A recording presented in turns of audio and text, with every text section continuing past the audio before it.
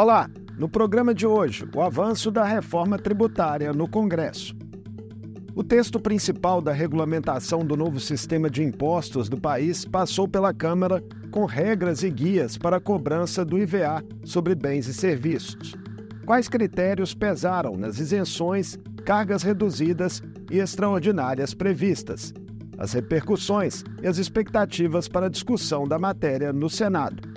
Eu converso com o deputado federal Reginaldo Lopes, do PT, relator da regulamentação da reforma tributária na Câmara e vice-líder do governo Lula. Bem-vindo mais uma vez ao Mundo Político, deputado Reginaldo. Sempre um prazer receber. Prazer é meu. Muito obrigado pelo convite. Deputado, recém-aprovado na Câmara, nesse texto principal da regulamentação da reforma, traz uma série de definições ali para calibrar as alíquotas finais do novo imposto, né, que junta aí o CBS e o IBS no IVA. Da forma como está, quais são os principais benefícios da reforma para a população? Então, ganho de produtividade. O Brasil é um país que está na armadilha da renda baixa, da renda per capita. Menor que da China e da Índia, mas a China e a Índia têm 1,5 bilhão de habitantes. Nós vamos aumentar a renda do povo brasileiro. E para aumentar a renda do povo brasileiro, a economia precisa ser mais dinâmica, mais competitiva. O IVA, o Imposto de Valor Agregado, adicionado, não cobra imposto do valor acumulado. Por isso, o povo vai comprar produtos da economia nacional. Se a cadeia for curta, agronegócio, produtos semi-processados, 8% mais barato. E se a cadeia for muito longa, até 20%, como um carro. Então, uma redução significante. Isso dará à economia brasileira uma capacidade de crescimento econômico. Eu acho que o Brasil cresce 2% ao ano, 20% em 10 anos. Ou seja, o Brasil vai ficar mais rico, 2 trilhões, e a consequência disso é colocar mais 6 mil reais na renda per capita no bolso do povo brasileiro. O cashback, né, é um dos destaques da reforma. Como e para quem que ele vai funcionar na prática? Então, o nosso imposto agora é transparente. Ele será por fora. Hoje o imposto é por dentro, é um imposto escondido. Quando você compra esse copo, você não sabe separar o preço do copo com o preço do imposto. Agora não. Quando você comprar esse copo, vai estar lá R$10 do copo e R$2 de imposto. R$12, por exemplo. Então, esse imposto transparente vai ajudar muito o Brasil e as pessoas de menor poder econômico saberem que elas são pagadoras de imposto. E para onde vai ser direcionado esse dinheiro? Que parte vai ficar no governo federal, parte no estado e parte no município. E as pessoas de menor poder econômico vão receber de volta. Então, vai comprar, pagar e receber de volta. Então, eles vão receber 20% de todas as compras gerais. Roupa, eletrodoméstico, sapato, tudo. Comida, vão receber de volta 20%. É só pegar a nota fiscal. Se eles tiverem uma renda de meios salários mínimos, R$706, está cadastrado na Receita Federal, então vai gerar ali um cashback, um percentual de volta. Agora, na energia, no botijão de gás, no gás canalizado, na água e no esgoto, 100% de volta. Esse cashback de água, energia, serão devolvidos automático. Quando você pegar a conta de luz, vai estar lá um imposto, cashback e desconta. Os outros produtos, você compra, pede a nota fiscal e um mês depois o governo devolve para você através do Pix, de uma conta do cartão do cashback, o cartão de débito. Corte fica onde? Né? 73 milhões de brasileiros vão receber parte dos seus impostos de volta. A proposta prevê, né, regras de transição até 2033, que é quando o novo modelo entrará plenamente em vigor. Mas essa aprovação definitiva, né, que pode ocorrer ainda esse ano, né, da reforma, a depender dos desdobramentos aí no Senado e na própria Câmara, pode ter impactos imediatos, indiretos já na economia? No ano passado, no dia 20 de dezembro, quando nós promulgamos a emenda constitucional 132 da reforma tributária, o Brasil melhorou a classificação das notas de risco, chegamos a B, BB+, o risco Brasil diminuiu pontos, chegamos ao menor número de risco país e conseguimos que o setor automobilístico, que há 6 meses estava dando férias coletivas, o presidente estava dando bônus para comprar carro e tem uma montadora que foi embora do Brasil. Esse mesmo setor, nesse ano, anunciaram 130 bilhões de reais. Por quê? Nós vamos diminuir o preço do imposto no Brasil, nós vamos vender carro mais barato dos brasileiros e vamos exportar sem nenhum imposto. Então nós vamos ganhar um mercado externo, nós vamos vender para fora. O Brasil já teve 4% do PIB no mundo, hoje tem 2,2%. Então esse novo sistema ele é conectado com o mundo. 95% dos países não cobram imposto como o Brasil cobra, do valor acumulado, cobra imposto do IVA, valor adicionado. Então, com certeza, vai melhorar muito a vida do povo brasileiro e a gente vai fazer a economia crescer. Agora, entra em vigor em 26 e 27. Já em 28, o povo vai receber cashback. E depois, até 32, é a transição. Primeiro, a gente unifica os impostos federais, IPI, CONFINS e PIS, num único IVA nacional. Depois, a gente pega e unifica ICMS e ISS, Imposto do Município, Imposto do Estado, no IVA subnacional e termina em 32. A partir de 33, toda a transição do novo sistema tributário estará consolidada. Por que essa transição era necessária nesse tempo, né? Nesse período mais alongado? Porque Minas está discutindo aqui a renegociação da dívida, mas o mesmo governo que quer renegociar, ele concedeu 24 bilhões de incentivos fiscais. Os estados não sabem o tamanho dos seus benefícios, incentivos fiscais às empresas. E não tem transparência e não tem regras.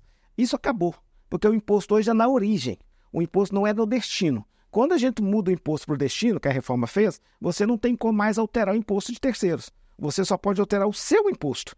Então, como esse cálculo não era preciso, nenhum governador sabia o tamanho dos seus incentivos, era muito caro para a sociedade brasileira pagar esse direito, vamos dizer assim, adquirido pela empresa. E esses direitos de benefícios fiscais foram convalidados a partir de uma ação do Supremo Tribunal Federal e do TCU no Congresso Nacional, no PLP 160 de 2017, e convalidaram esses benefícios até 2032. Para eu fazer uma transição curta de 2 anos, que a União está fazendo de 2, custaria 2, 3 trilhões para a União, e isso custaria aumentar a alíquota para toda a sociedade brasileira. Quando eu descobri esse número, eu falei com o ministro Fernando Haddad, vamos fazer uma escadinha e vamos adiar a implementação, porque senão a alíquota do IVA para toda a sociedade brasileira que não participou dessas decisões, que não concederam esses benefícios, que não mudaram a nada na sociedade, não combateu os contrastes regionais, não apresentaram produtos mais baratos para o povo brasileiro e as empresas também não ganharam. Sabe por quê? Todo mundo perdeu. As empresas produziram com custo mais caro, o cidadão comprou produto mais caro e o Estado não arrecadou nada. Então, os governadores chegaram à conclusão que com esse modelo todos perderam. Por isso que a reforma teve o apoio do Zema, teve o apoio de São Paulo, teve o apoio de todos os governadores do Brasil para mudar o sistema tributário. Tem a questão do imposto seletivo, né, também chamado de imposto do pecado. Ele foi concebido para desestimular, né, o consumo de bens e serviços que fazem mal à saúde e ao meio ambiente. Veículos elétricos, né, acabaram sendo incluídos nesse imposto, enquanto armas ficaram de fora. Esse ponto, assim, isso não parece um contrassenso? Não, vamos lá. O imposto seletivo, nós vamos graduá-lo a partir de 6 critérios. Eficiência energética, descarbonização, inovação tecnológica. Então, todos os carros poluem. O carro elétrico polui, tem pneu, tem bateria. Então, quem polui mais vai ser mais tributado. Quem polui menos será menos tributado. Então, tem um critério. Até o carrinho de golfe eu coloquei para dentro. Então, não se trata porque o carro é elétrico, ele não é poluente. Ele é poluente. Nas armas, eu não coloquei como relator porque eu perdi na votação anterior. Eu fui coordenador da emenda 132 e nós perdemos esse tema no plenário da Câmara dos Deputados. Eu entendi que eu sou um democrata, eu sei perder. É um pragmatismo político também. Não, como coordenador, se eu coloco novamente, eu seria derrotado. Tanto que teve destaque, eu votei favorável a cobrar imposto seletivo nas armas e nós perdemos, ficamos com 115 votos, entendeu? De fato, todos os produtos, Marco Antônio, vai ter diminuição de carga tributária. Hoje é 35, vai cair para 26,5. Todos os produtos, inclusive a arma. Mas as armas precisaria de um imposto seletivo para majorar a alíquota, porque a alíquota maior é 26,5. Como eles pagam hoje 60%, 70%, não tendo imposto seletivo, você tem uma redução no preço dos impostos das armas, que é lamentável, porque de fato a arma mata. O que salva a vida são livros, educação, banco de sala de aula. Em uma reviravolta, né, a carne acabou sendo também incluída, né, na lista de alimentos da cesta básica que serão isentos de impostos. A questão gerou ali embates, né, divergências na Câmara e dentro do próprio governo. durante muito tempo. O que acabou sendo mais determinante para essa inclusão? Olha, toda a sociedade brasileira deseja ter proteína de qualidade na mesa do povo brasileiro. Do presidente Lula à oposição, a todos os líderes, ao presidente Arthur Lira e eu como relator. Mas a dúvida era o seguinte: para incluir as proteínas, promove um aumento de 0,53% na alíquota. Então, o nosso compromisso é não aumentar a alíquota a partir da estimativa que o governo enviou para a Câmara dos Deputados, que é de 26,5%. Então, qual foi a solução? Vamos colocar uma trava. A trava é o seguinte: nós vamos melhorá-la no Senado. O Brasil e os legisladores não admitem um imposto sobre consumo maior do que 26,5%. E nós vamos detalhar os critérios para que o governo, quando isso ocorrer, ele é obrigado a cortar, seja do regime diferenciado, seja do regime favorecido, ou seja do regime específico. Porque a reforma tributária cria 3 regimes: regime diferenciado, favorecido e específico. Então nós estamos melhorando o texto justamente para que o Brasil tenha a certeza que a carga tributária nunca será acima de 26,5%. Mas eu quero dizer para você, como economista, eu garanto, depois do 3º ano, que durante os 8 anos, nós vamos avaliando a carga tributária sobre consumo anualmente. E eu tenho convicção que a carga tributária não ficará acima de 25%. Então, sobre a trava, né, que o senhor já citou aí, ela foi criada, né, justamente para evitar, né, que a alíquota ultrapasse, né, esse percentual de 26,5%. Agora, alguns analistas veem esse instrumento com ceticismo, né, e consideram que ele, de certa forma, empurra uma responsabilidade por eventuais cortes para o governo e os parlamentares do futuro, né, sem garantias de que isso de fato vai ocorrer. O que lhe parece essa crítica? Então, olha, eu coloquei uma trava para os parlamentares do futuro, porque os parlamentares do passado colocaram na cesta básica 1.380 produtos. Uma total irresponsabilidade. Inclusive, eu coloquei alguns. Então, de fato, agora, para um parlamentar colocar algum produto na cesta básica na alíquota reduzida, tem que pedir manifestação à Receita Federal do Brasil, tem que ter manifestação do Comitê Gestor do IVA Subnacional Estado e Município, não pode ultrapassar 0,02% da alíquota e tem que apontar aumento de receita. Então, nós fizemos uma reforma técnica baseado na responsabilidade que nós não queremos mesmo aumento da carga tributária. E nós queremos reduzir a carga tributária. Agora, Marco Antônio, eu diria para você, não será necessário utilizar essa trava. Por quê? Nós criamos um meio de pagamento eletrônico que nós vamos combater sonegação, fraude, inadimplência, informalidade. Eu tenho certeza que o cálculo que a Receita fez para estimar a alíquota foi subestimada. Por quê?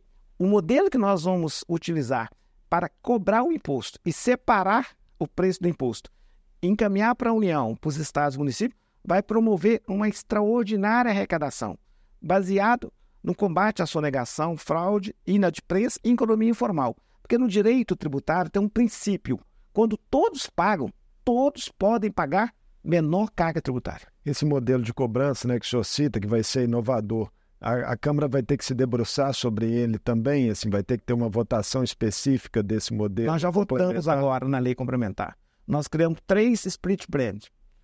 Um automático inteligente, que quando o consumidor comprar com meio de pagamento, Pix, boleto, cartão de crédito, automaticamente já vai separar. O preço do produto vai para o empresário, para o fornecedor, e o preço do imposto já sobe direto para os órgãos federados. O mais inteligente é que ele preserva o fluxo de caixa do setor empresarial. Se ele tiver crédito a receber, porque ele comprou na etapa anterior o empresário, que está vendendo o produto, e tem crédito a receber, automaticamente, na nuvem, ele já faz a contabilidade. Esse é inteligente e automático. Hoje, um setor produtivo, para receber crédito, gasta 48 meses na União. Os estados não pagam. Depois, nós criamos um split payment simplificado para supermercado, varejo, que entra muito crédito, então não tem sentido você cobrar 26,5%, sendo que tem a alíquota zero a cesta básica, tem a alíquota de 10% e tem a 26,5%. Então, você faz uma média e só cobra aquela média ali e faz a contabilidade mensal. E depois você tem um manual, operação por operação. Se eu desconfiar, você, Marco Antônio, meu fornecedor, eu adquirente, que você não vai pagar o seu imposto, eu só te pago o preço do produto. E o imposto eu pago direto para a União ou para os estados. O senhor acredita que vai reduzir sonegação também? 5% a alíquota com esse modelo. É um negócio espetacular. O Brasil vai ser o país mais moderno do mundo no sistema tributário. O Brasil já é o país mais moderno nas urnas eletrônicas. O Brasil é um país moderno por ter criado a nota eletrônica. Agora, a nota eletrônica vai ter 5.571. Vai ter uma única nota eletrônica no Brasil inteiro, com a mesma nomenclatura, porque a legislação é única, é nacional, o sistema de cobrança e de partilha do imposto é único, então todo mundo fiscaliza todo mundo, fiscalização compartilhada, porque a base geradora não é mais município tem uma, estado tem outra, União tem uma. A base geradora é de ambos. Então todos, a força fiscalizatória do município, a força fiscalizatória do estado e da União, trabalham em conjunto sobre a mesma base tributária. Todos os medicamentos, né, foram inclusos em alíquotas reduzidas com desconto de 60% ou zerada, né? Esse foi um consenso mais fácil de se construir na Câmara? Sim, porque o Brasil é o país que vende remédio com maior alíquota de impostos. E o remédio é fundamental para as pessoas. Então, nós colocamos 483 medicamentos na alíquota zero, 105 procedimentos médicos positivos zero, e o restante nós reduzimos tudo a 60%, que é uma alíquota de 10,6% de impostos. Um ganho para a sociedade brasileira. A dignidade menstrual, colocamos na alíquota zero, todos os kits da dignidade menstrual, porque uma menina pobre gasta R$60 e deixa de ir na escola, deixa de ir no trabalho, não tem a sua dignidade, porque não tem R$60. Então, nós também tiramos toda a carga tributária. Foram feitas várias concessões, né, a variados setores na reta final aí da tramitação, né, em meio aos lobbies ali que aconteciam em Brasília, né, que são, inclusive, legítimos, né, nesse momento. Isso era inevitável, o tamanho da concessão que foi feita? É outra discussão que alguns especialistas têm feito. Né, se não fica uma impressão de que pode ter havido exceções demais. Marco Antônio, o Brasil é um país complexo. O Brasil é um país de renda pequena. Então, eu acho que nós fizemos a ousada combinação de não ter uma única alíquota do IVA. Por quê? Porque o imposto sobre consumo não é do empresário.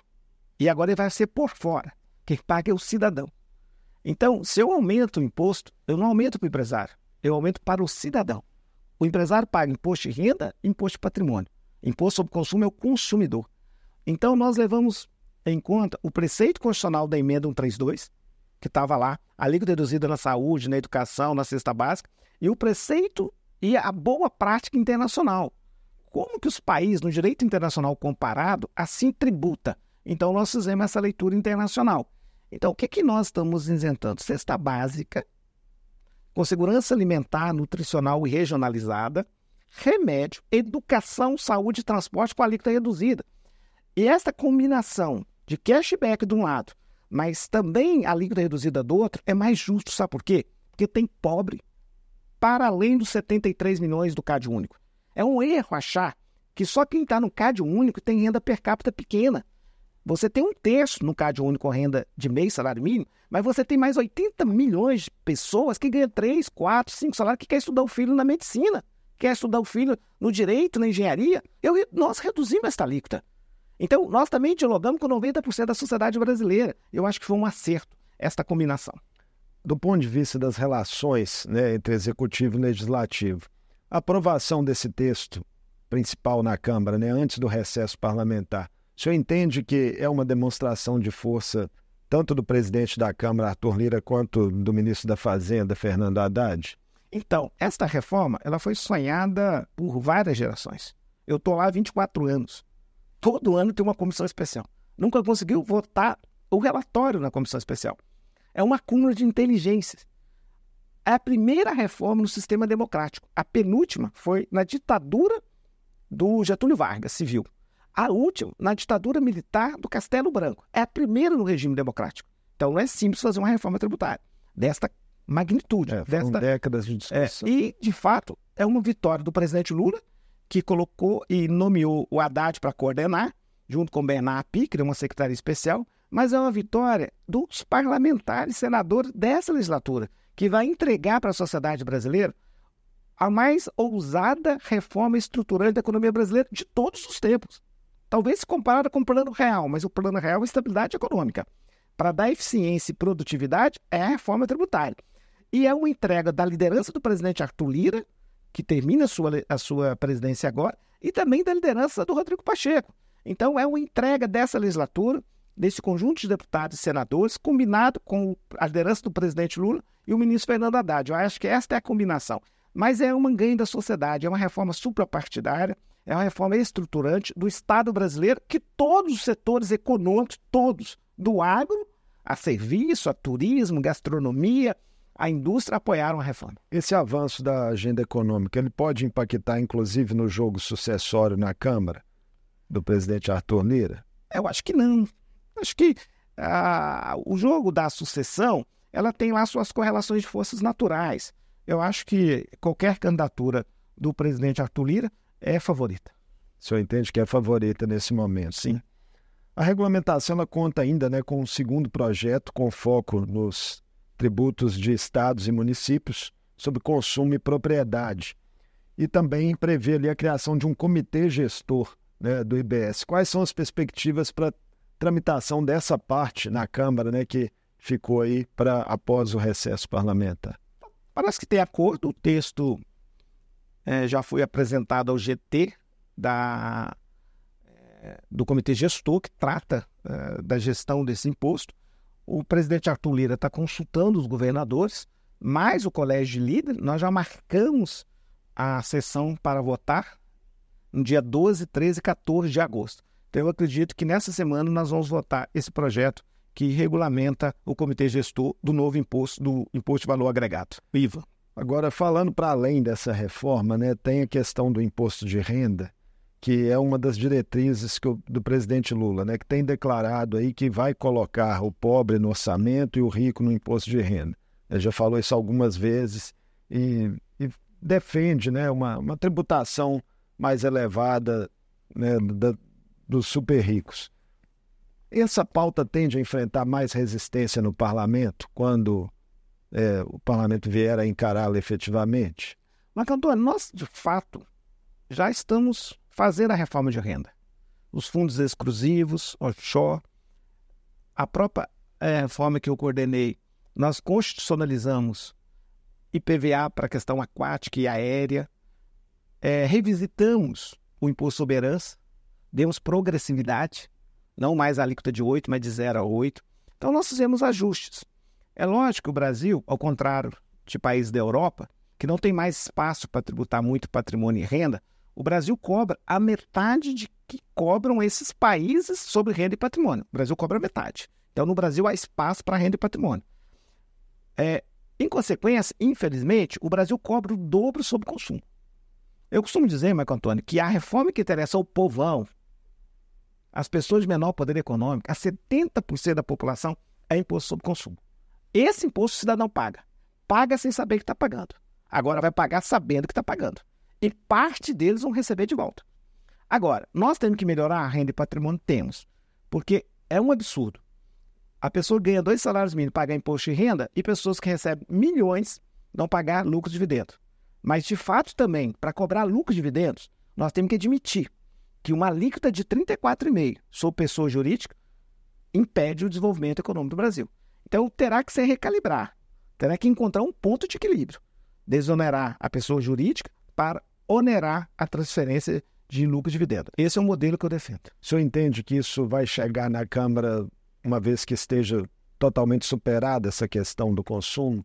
Acredito que sim, mas hoje eu acho que nós não temos força política para aprovar. Então, no Senado, né, o primeiro projeto que regulamenta a reforma tributária teve a suspensão da tramitação em regime de urgência na casa e o relator será o senador Eduardo Braga, do MDB, né, do Amazonas. Ele já sinalizou numa entrevista ali, sem muitos detalhamentos, que há uma perspectiva de muitas mudanças, que levaria, né, a uma futura reavaliação pela Câmara. Com eleições municipais que nós temos aí no horizonte, deputado Reginaldo, essa matéria será finalizada ainda em 2024? O senhor tem confiança nisso? Total.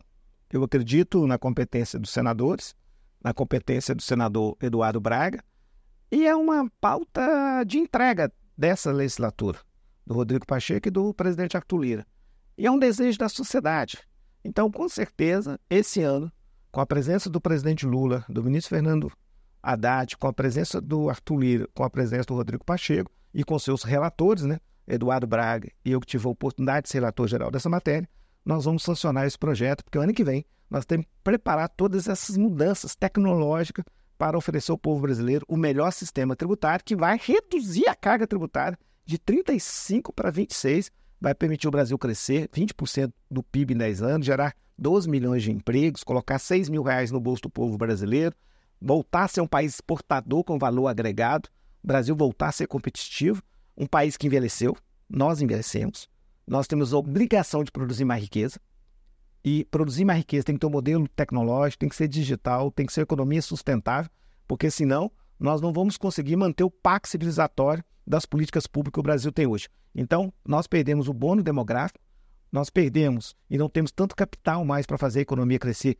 por aumento de capital ou por força de trabalho. O que nós temos agora é fazer uma economia competitiva, uma economia moderna, uma economia com capacidade de ganho de produtividade. É isso que eu sonho com essa reforma. Alterações no Senado que vierem a acontecer. O Senado sempre tem um olhar da previsão para fazer um aperfeiçoamento ali em uma parte que passou despercebido. Com certeza vai voltar à Câmara dos Deputados e nós vamos dialogar. Ontem mesmo eu já conversei com o senador Eduardo Braga por telefone, me coloquei totalmente à disposição para falar um pouco das linhas, como a gente apresentou o substitutivo, e com certeza, com as contribuições do Senado voltando para a Câmara, a gente vai referendar e nós vamos sancionar a reforma tributária. Muito obrigado por mais essa conversa conosco aqui no Mundo Político, deputado. Eu que agradeço. Obrigado.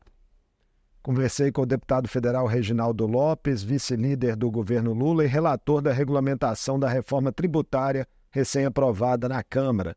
Falamos sobre os principais pontos do projeto que detalha alterações na cobrança de impostos sobre bens e serviços no país.